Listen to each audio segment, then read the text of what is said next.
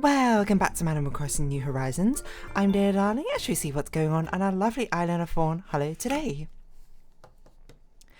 As we're relaxing as per usual, just off the back of a pretty good D&D session, mind you. It was like one which, well, I should say better than expected, because it was meant to be more like a warm-up, hey, let's get people comfortable, D&D again. We're in a transitionary period between acts, you know, we're like starting Act 2, so things are sort of like slowly ramping up, which is honestly the perfect time, because you don't want to go in like, oh, full guns blazing, when it's like, oh, you take a month break, and you come back, like, what was happening? This is like it felt like an actual break, because the characters took a break, and people in real life took a break, but man, what is probably the best ending I think we've had to a session thus far.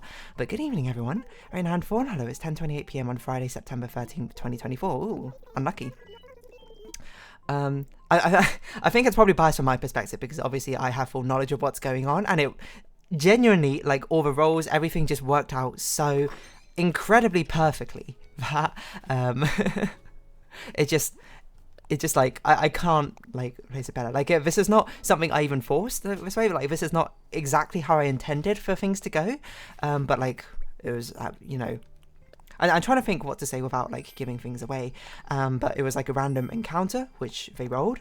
I'm trying to keep it like somewhat vague. I'm trying to think what I can give away. Like, I got my players to roll a few separate random encounters, and then one of them, on one of them, you'll know if you're this player, I got you to roll an extra d20. That was determining when the encounter would happen. And normally actually I won't give that away, because then that might give sort of meta knowledge about random encounters and that sort of thing. But that determined basically would happen at this perfect opportunity, as it turns out. And then someone else rolled this other random encounter, which was the predecessor to it, the dream sequence.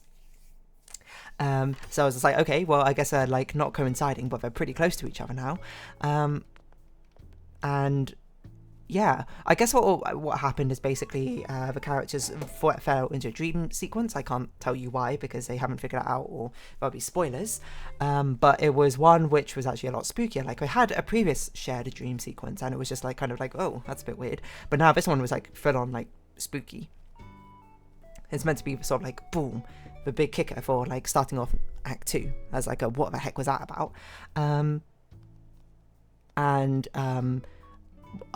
Because it's a dream sequence, I had it that like they were throwing saving throws, quite difficult saving throws, which got progressively easier, to be fair. But the consequence I was going to be like if they don't do it, they basically just don't wake up like after a long, like they like sleep a bit too much longer past a long rest, or like, because normally you only sleep for 6 hours and then you wake up and you can do 2 hours to do whatever, but they just like oversleep if they failed too many of the saving throws. But then the perfect character saved on their saving throw. Well, I guess the character, his saving throw, the player, their saving throw, and it was just, I could not have wrote it better myself, because I was like, oh my god, but the random encounter, the last random encounter that was rolled is like, oh, it's such a perfect moment, and with storytelling which happens, there's a huge dramatic irony where basically one of the players knows some information, which the player who saved on the saving throws and woke up on time didn't know about, and then that information basically became activated. What happened was there was like a melody playing from one of the player's clothing, which I can't spoil why that happened, and then the awake player was just like, what's going on? This is very strange, and it was just so delicious. Like, I think one of the other players said it best, like, if this was like an actual series, like a TV series, animated series, it'd be the part where people are like screaming at the TV, like, no, it's like all coming together. No, the character doesn't know what this means. It's one of those like beautiful things where it's like, oh, all the signs were sort of like dropped here, you know, the Chekhov's gun, this was the Chekhov's gun firing. So, beautiful cinema, as they say, put up hands like that. Although I will say, probably from a player's perspective, it's not as cinema-y, because they don't have full context of exactly what's going on, or apart from one of the players. So it's just like, from my perspective, I was just like, oh, this is so good. I hope you can appreciate it as one of the players, if the non-players are watching. No, I mean, not the non-players, the players who weren't in the know. I hope you can also appreciate the cinema of it. It was just, oh man. I can't wait for when the entire campaign is done, and there's like, presumably we have like a talk back on it or something, where I can say like all these little moments and like things which are like dropped hints, etc., about what's going on, because it really is, it's like, as a DM, you're just like, I want to like say, but obviously I don't, because I want the players to find out organically and naturally. But you can't just do that. You know, I'm not going to rob them of the amazing opportunity that they'll have when it happens. But yeah, okay, there you go. That's enough talk about D&D. It's good to be back in D&D. Like, these are fantastic moments here and there. But what is next on the Scotland holiday? Oh yes, it's the whiskey tour. We went to so yeah, like hard swerve conversation, Loch Ness into whiskey distillery. We went to a whiskey distillery up in Scotland. We wanted to go to, like, there were a few like potential different options, but then I think we did this one because it was kind of near Loch Ness. I will say, its actual interior design of a distillery, I actually kind of digged it. It got like this sort of like retro, I'm not sure if retro is quite the right word, but it had like a retro colour palette, but with like modern design leanings, kind of. Like, it had this like sort of bluey brown that you would see in like, and it made me think of like 70s sort of like, I don't know, like diner aesthetic or something. But like all the like furnishing was probably more modern than that itself, and I was like, oh, you know, I really dig this colour palette. The interior designer, whoever did it, like popped off in this distillery. I can't remember what the distillery was even called, to be honest. Like, is this its name here? Singleton Distillery, there you go. But yeah, we went on basically a whiskey tour, and honestly I found it like really quite interesting, to be honest. I don't remember all the details of it, so maybe you might be like, oh, you didn't find it that interesting, clearly. But I found it fascinating to see the process, because it was really one which felt like an interactive, like, senses tour. Like, you start off at the beginning, he's talking about like the grains and the process behind them. That part's not too interesting. It's sort of just like growing the grains, steep them. I can see the scientific germination, malting, milling, and it is fascinating what we're seeing, but it's not so interactive. You can see like the seeds, and you sort of feel through them. You can give them a bit of a sniff. That's a thing, because there's such a not pungent, but such a strong aroma the entire time of a whiskey distillery. It's sort of just like, oh, you can really sort of like, you're in the moment, right? You're like, it feels more involved with the process, even though obviously you're not doing anything. You can just smell everything. And then we went to the next area, which was, I can't remember what number 6 is. I guess I didn't take a picture of it. Oh, mashing. Where they mash up all like these grains, which have like germinated or whatever. And there's such a strong smell. I wish I could describe, and you know, smelloscope, smell-o-vision. If only that was a thing, I could give you what that smell smelled like. Because it smelled like a different thing to every person, apparently. Like, he had pictures of what it could smell like. It was like popcorn was one of the options. I can't remember. I don't even know how to describe how it smelt to me. Like, it smelled like slightly sweet, I would say, to me, but also, how would I describe it? Obviously a little bit like hoppy, I would say, although hoppy is kind of like more like beers, if anything. But like, it had this very distinct I don't know how to describe it, because I was so mixed on what I felt about it. I was like, do I like the smell or do I not like the smell? I can't tell. I think I settled on I would like the smell, but not for prolonged periods of time, to be honest. But it was such an interesting smell, because it's definitely, I've not smelled that before. It's like the smell of, like, I guess, not refined, but like pure mashed up like grains for whiskey. It's not even fermenting, is it? Like evaporating? I can't remember. But it was really cool to see it like goes in this like massive drum where like this giant metal arm really slowly sort of like mixes through with the water. Like, I don't know how else I would describe it. Like, hold on. What does a whiskey distillery smell like? Malty. Yeah, kind of like, yeah, like yeast and vinegar. Yeah, I mean, I didn't get as much as vinegar, but I definitely got, it smelled like a sweet yeast to me. I don't know what alfalfa smells like, to be honest. Isn't alfalfa a grass, right? But there are like other sort of like general vibes that people could smell. The only one I can remember is like popcorn is one of the example smells. But it was really cool to see that part. And then like we got to the next part, which is the process? The fermentation process, where they're like these giant, not really barrels, I suppose. I mean, they kind of look like barrels, but like wood things which go so far down and had like a huge amount of just like the fermenting liquid inside of them. Had a very interesting smell. It had like a lot of like bubbles coming out of it, which is cool to watch as well. But then they had this cool sort of like distilling process, which they like constantly refine the distilling, and then they make sure that they only get the part which is distilled off, evaporated off, which has the correct like concentration of alcohol. If it's too high, it goes like and mixes it in with a part which is too low again to get like the perfect amount. It was like really cool, really hot and sweaty in there. Interesting, like, because you basically had like sort of free reign to walk around, mostly except for in this one room. It was very much like you have to like stand only on this doormat, only until I get clearance where you can walk around freely, because like phones can drop and that can disrupt the process or something, which is super cool, just to sort of see it. We have a photo of all of us together in the distillery. I didn't realise me and my friend are doing like almost exact same pose right next to each other. It was crazy as well, because he was like, at this point, like, if you want a photo, you know, we can take a photo or something. But like we were like a group of 8 of us, and there was like a group of 2 and then one other person. No one else wants to take photos. We were like, yes, let's get a group photo of us in here. But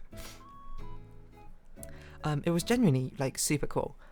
And for the smells, oh yeah, there was also a moment where he like sprayed something on your hands, which I can't remember what it was. Maybe it was like the distilled off thing, and then like the first smell you have of it, you just get like a big whiff of just like sharp alcohol, and you're like, whoa, what's going on? And you rub your hands and you smell it again, and I can't remember what it smelled like to me. I think it smelled like pears or something. You get like a slightly like different smell when you like rub your hands together and you smell it again, and it's like more of like that concentrated sort of like sweet smell coming through. And that was like the most interactive display, because everyone basically had it sprayed on my hands, like did the first sniff and went, ugh, that's like way too strong, and like attacks your nostrils, and then you like keep rubbing and it's like, oh, actually it smells like pretty decent now. Then we went down into like the storage area where they had all these barrels of how long they were keeping them and that sort of thing.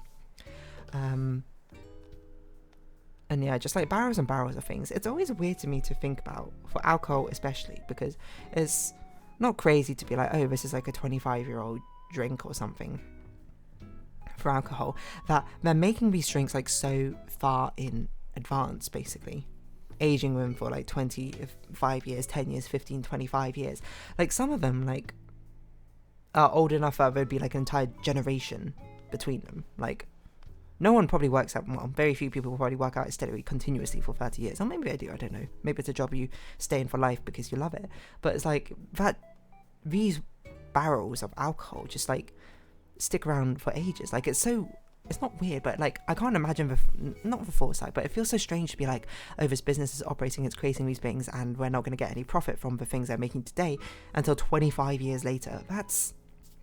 I don't know how to like encapsulate how weird it ends up feeling to me. Just like it's such a long like sort of time scale, I guess, because we're so used to businesses making things, and like the scope was then like like immediate to like a year or something. I know things are in development, but this is not development. This is the final product being made, essentially. Well, I guess maybe I shouldn't think of it as the final product being made. I should think of it as this is the thing being developed. And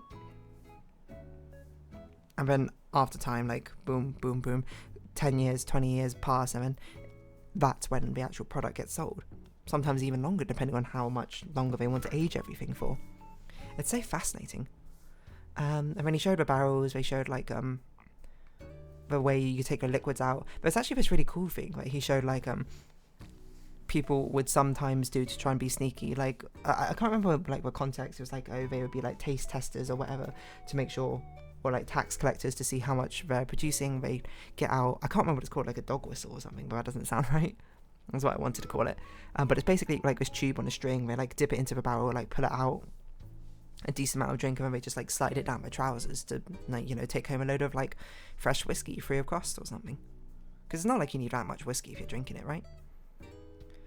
Showed more barrels. He showed like the siphon sort of pipette thing to be able to take it out, and then we had the actual whiskey tasting experience, which I would be like, I'm not really that crazy about whiskey, to be perfectly honest, but he was like pretty chill about it. He was just like, you know, however you like to drink whiskey, you should just drink it that way. It doesn't matter. Like you adding Coke to it, you like to add water to it, who cares? You can be snobby all about being like, oh, this is a proper way to drink it, but really the proper way at the end of the day for you personally is going to be whichever one you enjoy most. Does it really matter if it, you know, is the same way that other people enjoy it? Is it the same way that is the established way that people drink it? No, who cares then? You know, as long as you enjoy it your way, right? You can make the argument that you're probably not getting a full flavour profile, not appreciating it, and yeah, maybe, but like you're also not, unless you're like a whiskey critic, does that matter? Maybe it's a waste of money, you might argue as well, but then it's sort of just like, okay, but you know, people can also choose how they spend their money. And you also don't know that, you know? It's not like Coke and whiskey doesn't taste different from whiskey or Coke by itself, right? There is a certain flavour which is added to it, and maybe that's just what they like. Anyway, so we had like the whiskey sipping, you know, you sip it once by itself and you're like, that's whiskey. Then you add like 1 drop to it. He said that like 1 drop of water can like change your entire flavour profile. I don't think my palate's refined enough to really notice that. But definitely adding quite a few drops in there changed the flavour profile. I would say it makes it more diluted, unsurprisingly, and a little bit more bearable in my eyes. Because again, I'm not like crazy for whiskey or anything like that. But we were given like 3 different ones to like sort of sample and try.